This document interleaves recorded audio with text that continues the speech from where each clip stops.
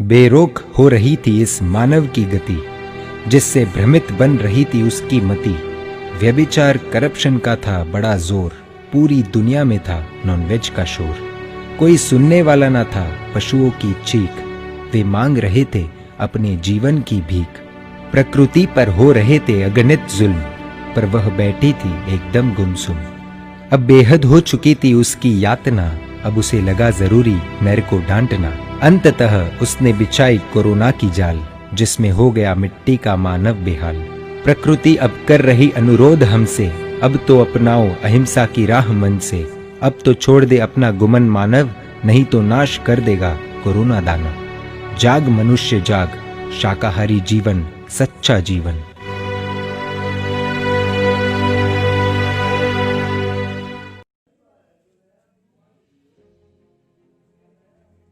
Part of sentence में subject part पिछले chapter में बताया गया, उसी का कुछ बचा हुआ भाग है। रिमेनिंग सब्जेक्ट पार्ट ऊपर लिखा हुआ है। अभी तक जो नाउन प्रोनाउन जो भी आए थे उसको बताया गया था। अब देखिए इसमें लिखा है walking is a good exercise. Walking ये जो है मेन वर्ब में आईएनजी लगाने से बना हुआ है। मेन वर्ब होता अगर तो बीच में प्रयोग किया जाता, लेकिन यहाँ पर इसका प्रयोग एज ए सब्जेक्ट हुआ है। ये यहाँ पर सब्जेक्ट है, इसको कहते हैं। मेन वर्ब में फर्स्ट फॉर्म में आईएनजी लगाई जाती है तो उसको कहते हैं जीरन। ये भी नाउन का सब्जेक्ट का काम करता है। ये सब्जेक्ट पार्ट वर्ब देख रहे हो, यहाँ से प्रेडिकेट पार्ट शुरू हो जाएगा। ये हो गया सब्जेक्ट पार्ट। मेन वर्ब की फर्स्ट फॉर्म में आईएनजी जब लगाएंगे तो वो भी सब्जेक्ट बनेगा, क्योंकि अब इसका प्रयोग एज ए नाउन हुआ है, मेन वर्ब नहीं है।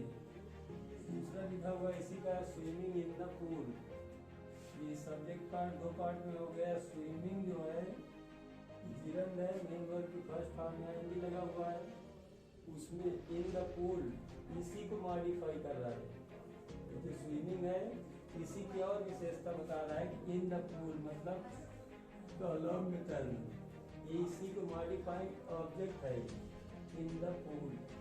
उससे पहले उसमें सब्जेक्ट पार्ट था तो उसकी जो विशेषता बताता था और आर्टिकुलर फ्रेज कहलाता था, लेकिन ये इसकी विशेषता बता रहा है। तो ये ऑब्जेक्ट है, मॉडिफायर ऑब्जेक्ट। यहाँ तक सब्जेक्ट पार्ट है, इसमें पहले जीरन होगा, उसके बाद मॉडिफायर ऑब्जेक्ट, उसके बाद लास्ट में प्रेडिकेट पार्ट।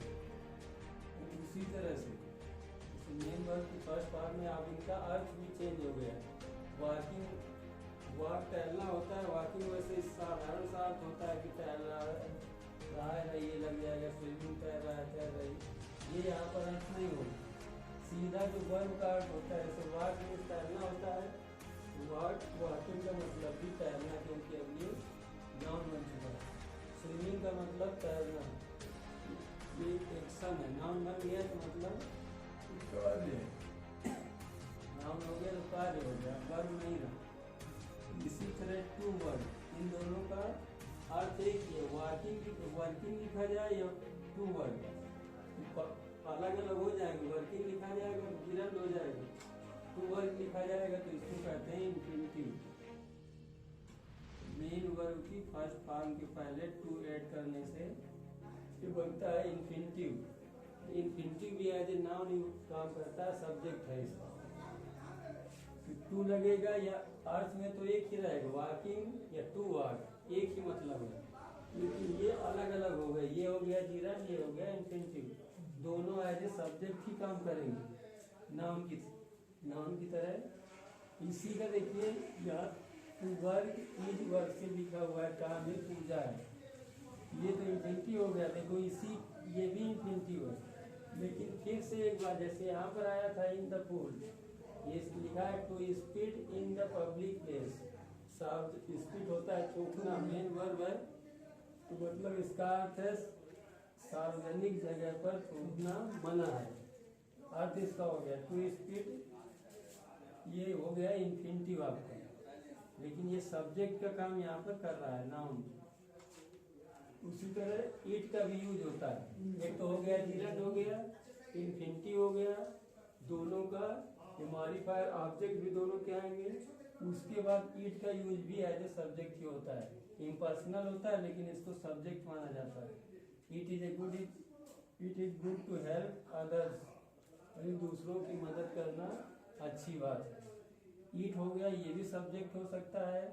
जीरण भी किसी वर्ग का सब्जेक्ट हो सकता है। इन्फिनिटिव भी एज ए सब्जेक्ट काम कर सकता है। इसको एक बार रिवीजन करके यहीं से ये सब्जेक्ट पार्ट प्रेडिकेट पार्ट अब शुरू होगा, सब्जेक्ट पार्ट खत्म। आगे एक्सरसाइज दी गई है, इसको कंप्लीट कर लीजिए।